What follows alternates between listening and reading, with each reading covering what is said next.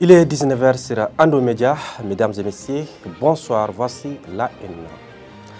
Une cérémonie de baptême des voies, places et établissements publics dans les districts de Bamako a eu lieu ce mardi à la désormais place de la Confédération des États du Sahel AES sous la haute présidence du Premier ministre, le général de division Abdoulaye Maïga. La communauté chrétienne a célébré ce mercredi 25 décembre la naissance de Jésus-Christ, autrement appelé Noël. Nous aborderons ce sujet avec quelques chrétiens dans ce journal. Et pour clore ce journal, ne manquez pas notre page internationale qui vous amène au cœur des principales actualités mondiales.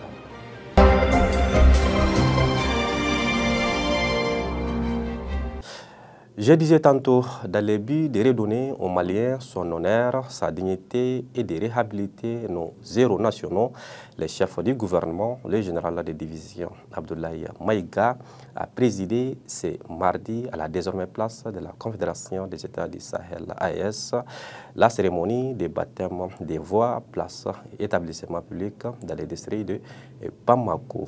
Selon le Premier ministre Abdoulaye Maïga, cet événement incarne une volonté ferme et résolue de réhabiliter notre histoire, de magnifier nos héros et de renforcer nos valeurs ainsi que notre identité nationale.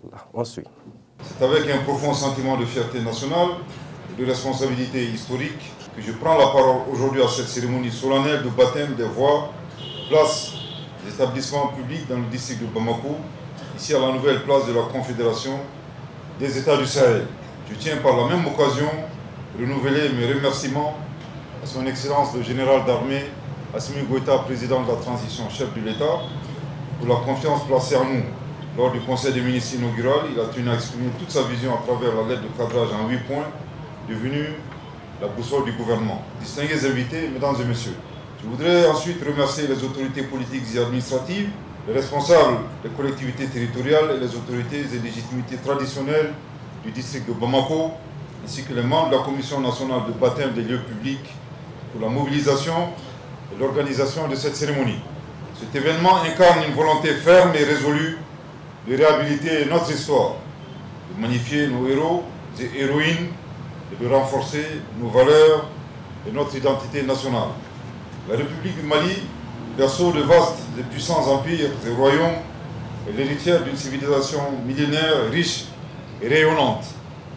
Notre histoire est jalonnée d'actes héroïques et de bravoure incarnés par des rois, des empereurs, guerriers, soldats, ainsi que les figures emblématiques de la politique, de la culture, des sciences, des arts et des lettres. Cette brillante histoire a souvent été éclipsée par les manœuvres d'effacement de la mémoire des peuples colonisés. Distingués invités, mesdames et messieurs, les symboles, tout comme les noms, portent une charge mémorielle puissante. De nombreuses voies et édifices publics de notre capitale, Bamako, ont longtemps glorifié des personnages et événements de la période coloniale au détriment de nos héros nationaux. Des avenues et rues telles que l'avenue de l'Artois, l'avenue de la Marne ou encore la rue Archénard, perpétuant des noms qui ne trouvent aucun écho dans la mémoire collective des Maliens. Face à ce constat, nos aînés ont, dès les premières heures de l'indépendance, engagé des actions de restauration de notre histoire. Sous leur impulsion, des monuments et institutions coloniales ont été rebaptisés à l'image du lycée Terrasson de Fougères, devenu le lycée Askia Mohamed, ou encore le stade Bouvier, renommé stade Mamadou Konaté. Ces initiatives honorent des figures telles que Kankou Moussa, Awa Keita, Siramouri Diabaté et tant d'autres qui continuent d'inspirer notre peuple. Cependant, force est de reconnaître que d'innombrables figures illustres demeurent encore enfouies dans les méandres de notre mémoire collective. Parlons de la religion. La communauté chrétienne a célébré ce mercredi 25 décembre la naissance de Jésus-Christ, également connu sous le nom de Noël. À cette occasion, plusieurs chrétiens partagent avec nous la signification de cette fête. C'est la naissance de Jésus-Christ, Dieu sauveur. Dieu nous a donné son Fils pour nous sauver. Oui, c'est cette joie que nous fêtons aujourd'hui. Dieu Emmanuel, Dieu avec nous. Aujourd'hui, c'est la fête des nouvelles et nous sommes très contents. Nous sommes à l'église. Mais nous, chez nous, les catholiques, la fête des nouvelles, c'est comme si on dit, c'est l'anniversaire de Jésus-Christ. C'est le jour pris pour la naissance de Jésus-Christ. Donc à chaque fête de nouvelles, on célèbre cette fête et puis ça nous apporte la santé, de grandes choses. Parce qu'une fois que tous les 12 mois, pour cette journée, si tu es en bonne santé, il y a la paix. Donc on vient à l'église pour célébrer cette fête de nouvelles, la naissance du Seigneur, le Christ, notre Sauveur. Donc nous sommes très contents de se retrouver à l'église aujourd'hui.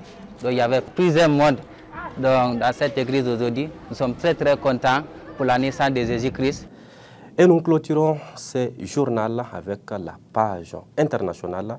Geneva Camara pour les décryptages. L'actualité internationale d'aujourd'hui nous amène tout d'abord en Guinée-Conakry où l'opposition guinéenne a appelé à manifester à partir du 6 janvier pour réclamer le départ des autorités militaires au pouvoir. Dans un communiqué publié mercredi 25 décembre, les Forces vives de Guinée, un collectif regroupant les principaux partis d'opposition et des organisations de la société civile, annoncent qu'elles ne reconnaîtront plus la junte au pouvoir en Guinée à partir du 31 décembre, appelant à des manifestations à compter du 6 janvier. Au Burkina Faso où le président du Faso, chef de l'État, le capitaine Ibrahim Traoré, a présidé ce jeudi le dernier conseil des ministres de l'année au cours duquel il a décidé d'accorder la grâce présidentielle à près de 1200 détenus purgeant leur peine en prison pour différentes infractions. En effet, selon le ministre de la Justice, Edasso Rodrigue Bayala, pour cette année, c'est-à-dire à compter du 1er janvier 2025, c'est à peu près 1200 personnes qui sont concernées